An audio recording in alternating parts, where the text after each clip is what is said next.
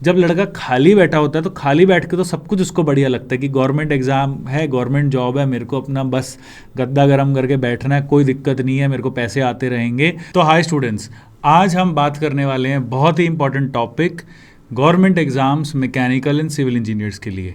अब मेरी अगर आप पुरानी वीडियोस देखोगे आप कहोगे यार ये बंदा सबसे ज़्यादा एंटी है गवर्नमेंट एग्ज़ाम्स के, एंड मैं हूँ बहुत ज़्यादा एंटी, बिकॉज बहुत सारे लोग गवर्नमेंट एग्ज़ाम्स की प्रिपरेशन ढंग से नहीं करते, अपना बहुत सारा टाइम वेस्ट कर देते हैं। वो टाइम जिसमें उनकी स्किल्स बढ़नी चाहिए थी, वर्क एक्सपीरियंस मिलना चाहिए था, वो लोग घर बैठ के गवर्नमेंट एग्ज़ाम्स के लिए पढ़ते हैं। और पूरे वर्ल्ड में सिर्फ इंडिया एक ऐसी कंट्री है जिसमें कोई एक इंसान खाली बैठ के सिर्फ एक एग्ज़ाम के लिए पढ़ता है। ये सिर्फ इंडिया है जहाँ पे बच्चे 4 साल 5 साल अपनी जवानी का सबसे जो क्रिटिकल पीरियड होता है उसमें कुछ सीखने के बजाय, कुछ काम करने के बजाय घर बैठ के पढ़ रहे होते हैं। बिकॉज इतना गवर्नमेंट एग्ज़ाम्स के ऊपर इतना धुआं है, इतनी ज़्यादा पब्लिसिटी है, इतनी आजकल लोग सोशल मीडिया पे कि ये हो जाएगा, वो हो जाएगा, कलेक्टर बन जाएंगे, ऑल दीज थिंग्स। मैं गाइड करने वाला हूँ, आपको क्लैरिटी देने वाला हूँ कि अगर गवर्नमेंट एग्ज़ाम देना है तो कैसे देना है।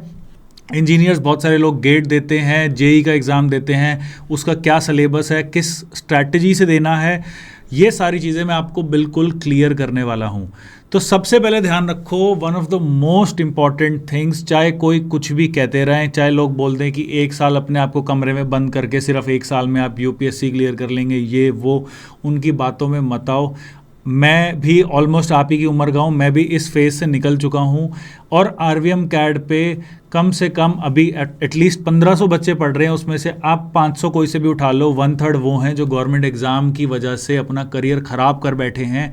फिर आते हैं, परेशान होते हैं, कहते हैं सर गैप है 3 साल, क्या जस्टिफाई करें, इधर उधर से कोई फेक एक्सपीरियंस लेटर बनवाते हैं, बहुत दिक्कतें आती है। हम डेली इस कंपनी को भी हमें जस्टिफाई करना होता है कि इस बच्चे का क्यों इतना गैप है। This is a very very big issue और हम इस चीज़ को अच्छे से समझते हैं क्योंकि हमारे पास सारे लोग अपना करियर रीस्टार्ट करने ही आते हैं। ओके, उस चीज़ से बचने के लिए मैं बताने वाला हूँ क्या है। सबसे पहले जो भी एग्ज़ाम आपको प्रिपेयर करना है, मैं आपको कभी डीमोटिवेट नहीं करूँगा।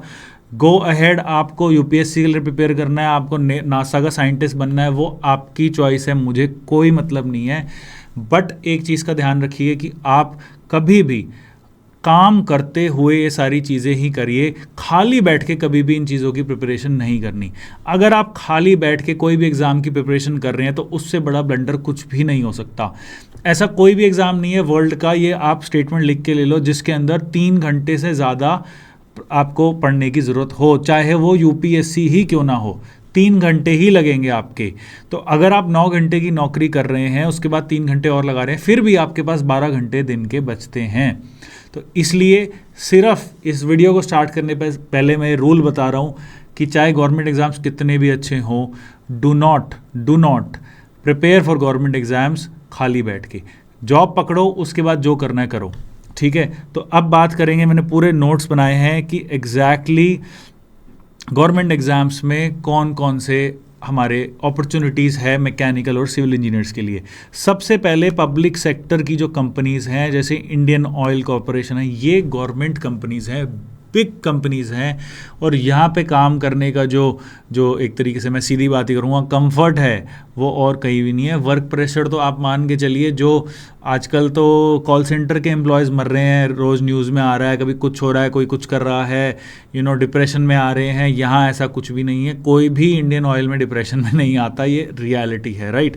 तो ये जो मेन आपके पब्लिक सेक्टर अंडरटेकिंग्स है, जैसे ऑयल एंड गैस, ओएनजीसी हो गया, एनटीपीसी हो गया, सेल हो गया, ये जो कंपनीज़ है ना, ये इंडिया की पुरानी आज़ादी के टाइम से सेट हुई हुई बड़ी कंपनीज़ हैं, जहाँ पे बहुत अच्छी जॉब सिक्योरिटी और बहुत अच्छी सैलरीज़ हैं। 7 लाख से 10 लाख से पैकेज स्टार्ट होता है, 7 to 10 लाख की रेंज में।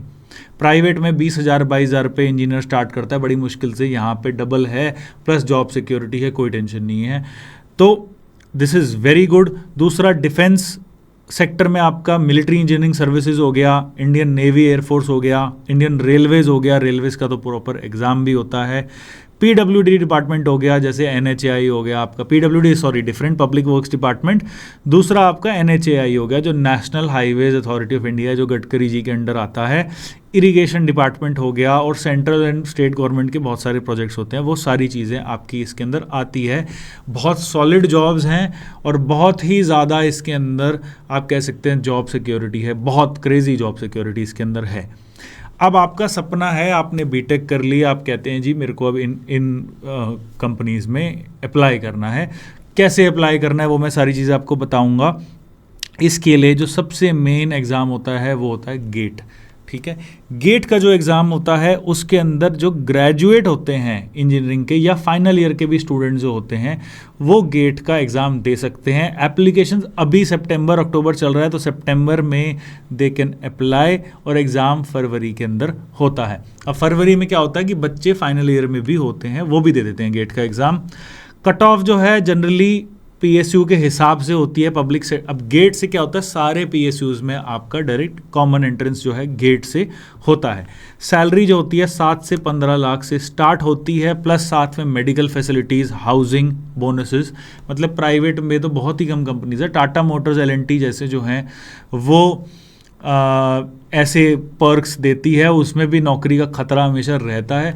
दूसरा, टाटा मोटर्स टॉप कॉलेजेस से उठाती है, तो अगर आप लेट्स सपोज किसी लो लेवल कॉलेज में पढ़ रहे हैं, नहीं हो पाया आईआईटी एनआईटी क्लियर, और आपको अब ऐसे बड़ी कंपनी में जाना है, टाटा मोटर्स में जाना है, तो टाटा मोटर्स का फिर it is very very tough. फिर 3-4 साल 5 साल बाद के एक्सपीरियंस के बाद आप टाटा मोटर्स में अप्लाई कर सकते हो, फ्रेशर में तो नहीं कर सकते।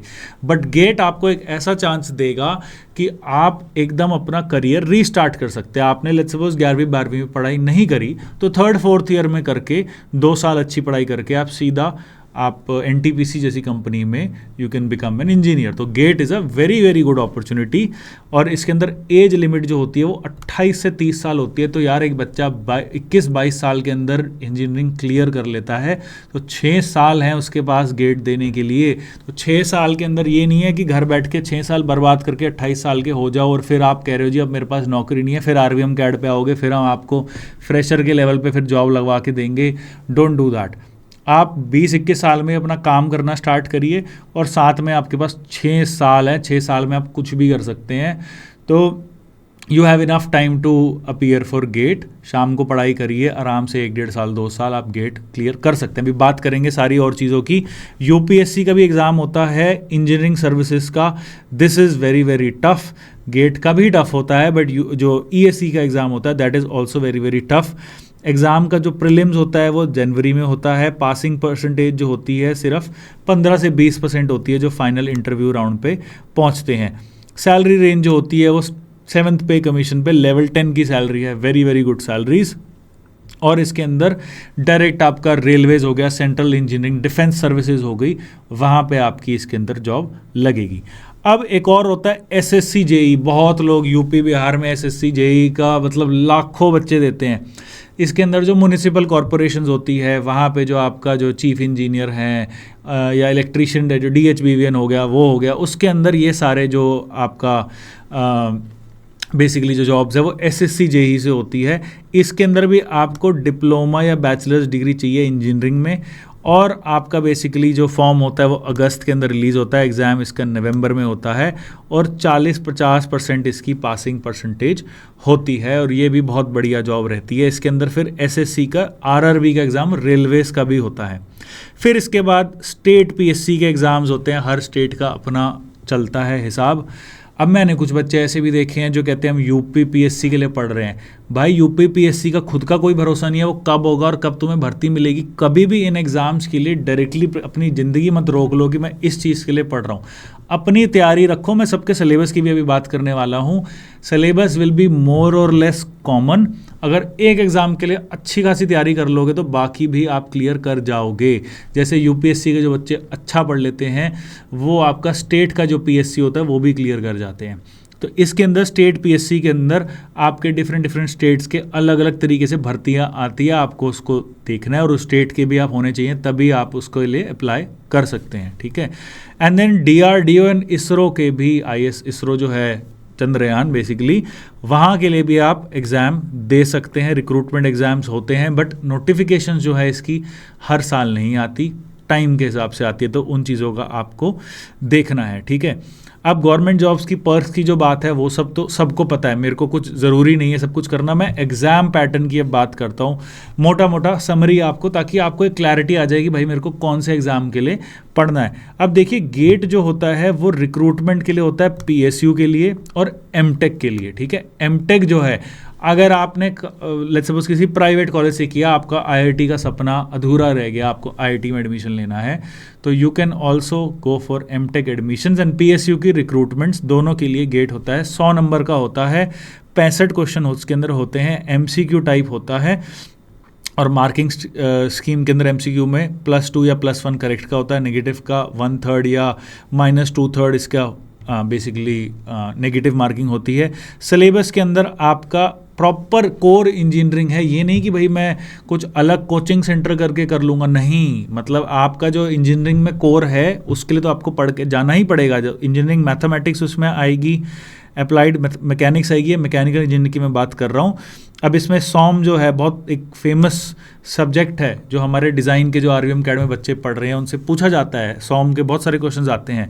फ्लूइड मैकेनिक्स आएगा, थर्मल साइंसेज आएगा, और इसमें एमसीक्यू आते हैं काफ़ी टफ लेवल के, बहुत सारी कैलकुलेशंस करनी पड़ती है तब एक सही आंसर आता है। So this is a tough paper, और इसके अंदर आपको अपनी कोर इंजीनियरिंग की ही प्रिपरेशन करनी है। और सिविल वालों के लिए भी इंजीनियरिंग मैथमेटिक्स, स्ट्रक्चरल इंजीनियरिंग, जियो टेक्निकल इंजीनियरिंग, वाटर रिसोर्सेज, ये सारा इसका जो सिलेबस है, इसके लिए कोचिंग सेंटर भी मेरे हिसाब से ज्वाइन करने की ज़रूरत नहीं है। अगर आप कोर सिविल में ही ठीक ठाक लेवल पे पढ़ रहे हो और रिवाइज कर रहे हो, और पुराने आप 10 साल के क्वेश्चन पेपर्स अच्छे से करके जाते हैं और 1 साल आप लगाते हैं इसकी प्रिपरेशन में, तो गेट क्लियर करना कोई बहुत बड़ी बात नहीं है इन माय ओपिनियन, ओके।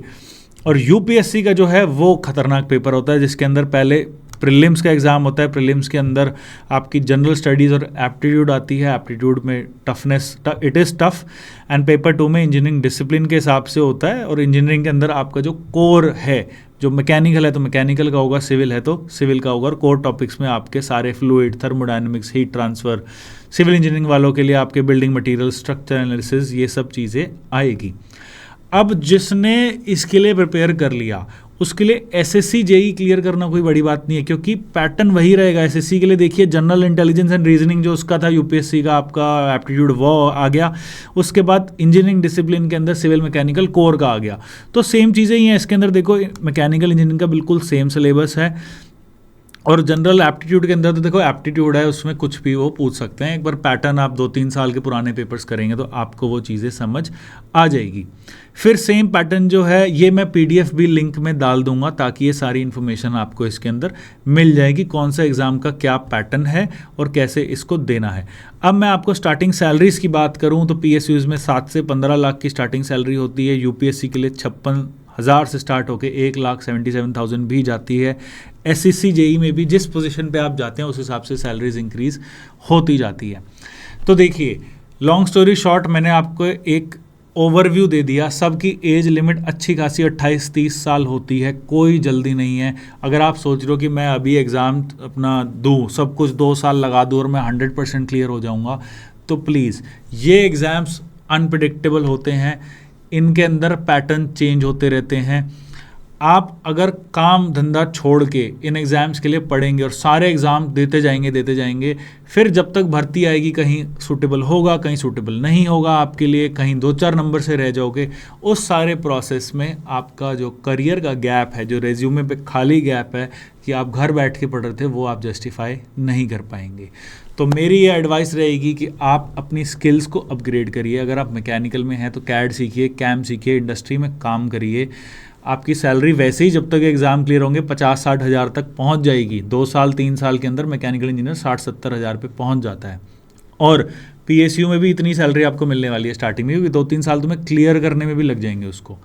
अब आपको एनालाइज करना है कि यार, मैं प्राइवेट लाइफ में काम बढ़िया कर पा रहा हूँ, एम आई हैप्पी, आगे मैं अपना बिजनेस भी स्टार्ट कर सकता हूँ, और आगे इतनी स्किल्स आ रही है, उसमें रोबोटिक्स आ रही है, इंटरनेट ऑफ थिंग्स आ गया है, इंडस्ट्री 4.0 आ गया है, रिवर्स इंजीनियरिंग आ गया है, सिविल वालों के लिए बिम आ गया है, so many things are there.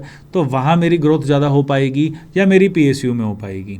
जब लड़का खाली बैठा होता है तो खाली बैठ के तो सब कुछ उसको बढ़िया लगता है कि गवर्नमेंट एग्ज़ाम है, गवर्नमेंट जॉब है, मेरे को अपना बस गद्दा गर्म करके बैठना है, कोई दिक्कत नहीं है, मेरे को पैसे आते रहेंगे।